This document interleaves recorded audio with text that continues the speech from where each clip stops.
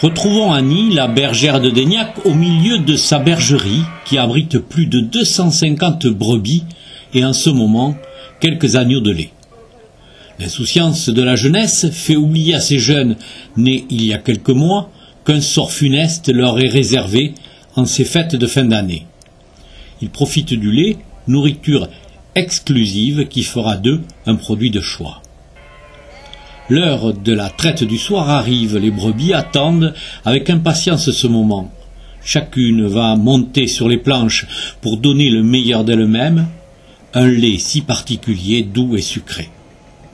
Ce balai est parfaitement rodé. Les basco-béarnaises s'installent sans hésitation à leur place. Seul un petit trublion, plus malin que les autres, assure le spectacle. Le résultat de la traite, Annie le transforme. En plusieurs produits de grande qualité, ils font la renommée de sa bergerie. Alors nous, ce qu'on fait, la première chose, on fait du caillé. Le caillé, qu'est-ce que c'est? C'est du lait et une goutte de présure.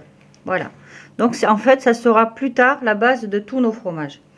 Après, si on ne veut pas faire du caillé, on peut faire des petits fromages frais. Donc des petits fromages frais. Donc ça, j'appelais ça les bouchons d'Annie. On met à cailler 24 heures en moule et en démoule et c'est un petit fromage frais de brebis.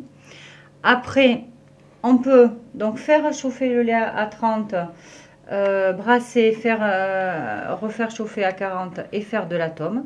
Et quand on a fait l'atome, il nous reste du petit lait. Et qu'est-ce qu'on fait de ce petit lait? On le fait bouillir et on a une petite crème. Donc c'est la crème de petit lait et on appelle ça le greuil. Ça se mange comment ça? Alors le greuil, on peut faire plein de choses avec le greuil. On peut le manger en sucré avec du miel, de la confiture, en salé, ciboulette, ail et persil. J'ai un pâtissier qui m'a fait des omelettes norvégiennes avec du greuil et du lait de brebis. On peut le remplacer à la place de la crème fraîche. Les fromages élaborés à Daignac échappent aux standards de la production industrielle. Leur goût change, suivant les saisons et l'herbe broutée. Le lait est différent suivant ce qu'elle mange et donc le produit derrière est complètement différent. Ça, vous y tenez à ça? Oui, tout à fait. Enfin, quand on a commencé à faire du fromage, ce que j'ai dit à mon mari, on ne met pas du ferment dans nos fromages pour voir voilà, mon mari m'a dit c'est un grand risque parce que tout le monde veut toujours avoir le même produit. Mais les clients qui viennent chez nous, ben, ils le savent. Donc on a des clients pour un fromage jeune, on a des clients pour un fromage vieux. Et ils savent que chez nous, qui prennent du fromage jeune ou du fromage vieux, jamais ils sont pareils. Bon, il y a toujours la même marque hein, quand même, c'est toujours... mais c'est voilà, d'une fabrication à l'autre, c'est différent. Dans sa cave, aux caractéristiques idéales, le fromage de brebis s'affine. Au bout de 8 mois, ces tomes, à l'aspect improbable, sont dotés d'un goût extraordinaire, recherché par les connaisseurs. C'est des gens qui veulent un fromage différent, pas un fromage de supermarché, un fromage qui a vieilli. Donc comme il n'y a pas de ferment, ben, il a vieilli différemment. Ce que nous amène la carrière, ben, c'est qu'on a une peau un petit peu... Voilà, ça c'est le souci entre guillemets de la carrière, la peau s'effrite.